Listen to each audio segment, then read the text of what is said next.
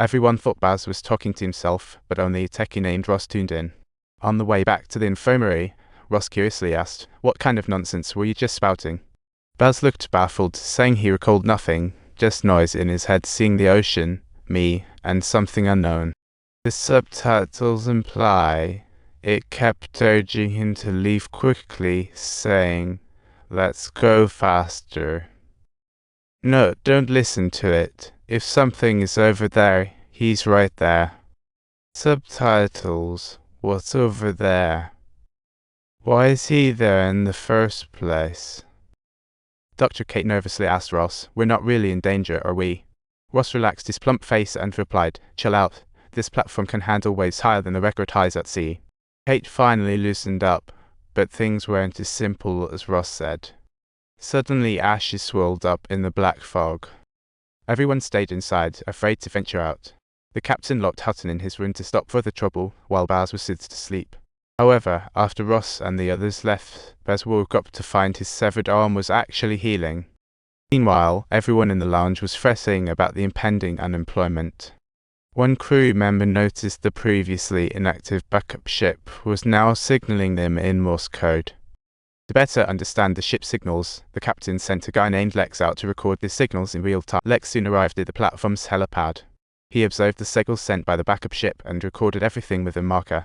Completely unaware that Death was already decoding the signals from the ship, they discovered the backup ship was calling for help. The captain immediately ordered the response lights to be turned on. Meanwhile, the newly awakened Baz noticed he had panda eyes, and his arm's wound was miraculously healing. On closer look, he saw skin writhing during healing. Frightened, Baz used a plate as a mirror, finding only a bruise left. Before he could gather himself, he started twitching all over, and images of waves crashing against the platform flashed in his mind, causing him to step back and Lex returned to the lounge after checking the lights and prepared to wash off the dust. Suddenly, black liquid gushed out when his skin touched water, and he found all his tattoos gone. His palms started bleeding mysteriously, yet he found no wounds. Seeing this, Lex was completely panicked, unsure of what was happening to his body. Before he could figure it out, he collapsed with immense pain. Blood poured from his mouth, and his eyes turned blood red, his cries of agony catching the attention of those. When the captain and others rushed over, they were horrified to discover that Lex was already dead. Kate checked him and suspected his death might have been caused by the ashes. Ross took an ash sample, puzzled why everyone exposed to ash rain died but Lex. More horrifying was Lex's blood in the waves. Stranger still, all his tattoos vanished. The captain, puzzled, hoped Ross could find the cause. Suddenly, Fulmo informed the captain the backup ship was close to standby. It's just 500 meters from the drilling platform. Through communication, they found those people knew no more about the fog. Communication failed and radar was unavailable. They could only rely on lights to communicate. Come morning with the fog, they would lose contact with the backup ship. In other words, tonight was the golden hour for the lightship. At this time, Ross strongly opposed boarding, reminding the captain abandoning assets without cause breach contract, and fog wouldn't sway the board. Moreover, the people on the backup ship weren't well informed about the fog. Staying on the platform might be safer. Fulmo argued that if they didn't leave tonight, and there was another power outage, the backup ship could drift off course. In the fog, they would lose all contact with the backup ship. As the two bickered endlessly, the captain found himself in a bind. At this time, Baz saw the drilling platform being hit by giant waves. Panicking, he rushed into the infirmary looking for work clothes.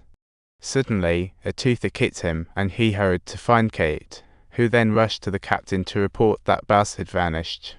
After checking the footage, the captain saw no one and sent Alvin to search. Alvin finally found Baz in a mailroom and kindly advised him not to linger in the ash rain. With Lex just dying, Baz was even more terrified, exclaiming his head was full of noise, unable to withstand thoughts that didn't even belong to him controlling him. Seeing Baz unstable, Alvin comforted him. As he touched Baz's shoulder, lights flickered and Baz yelled, "Nothing in the light," leaving Alvin baffled. After Baz spoke, his body twitched uncontrollably with visions of Alvin drowning in his mind like a murder.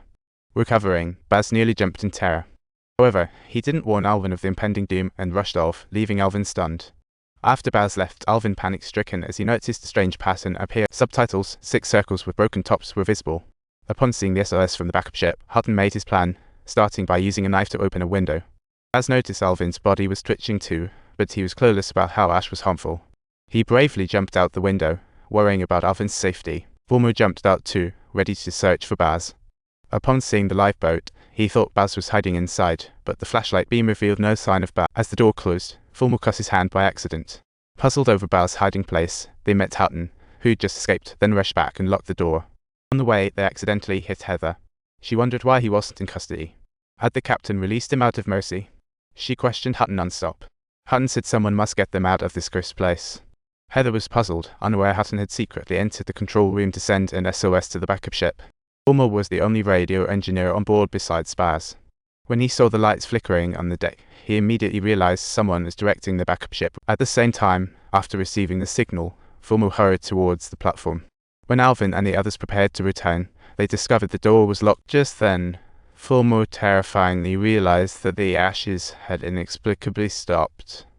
But he didn't have time to think. He needed to reach the control room within 5 minutes to avert a disaster where Hutton's misdirection could cause the backup ship to crash into the platform. At this point, Alvin suggested he go upstairs to search for others, while Fulmer waited here for someone to open the door, unaware this would be an eternal farewell for him. Fulmer picked up the flashlight and shouted for help loudly. Fortunately, Heather hadn't gone far, and she heard the captain knocking and opened the door. After Fulmer gave a brief explanation of the situation, everyone rushed to the control room and sounded the alarm. The crew put on life jackets and prepped for the collision. Amid the chaos, Hutton yanked out the master control key, creating a tense atmosphere.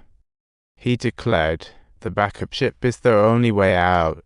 Everyone should get on board and leave." Subtitles. England ordered him to surrender the key without delay, or he would be dismissed right away. Under pressure from both, Hutton finally caved in.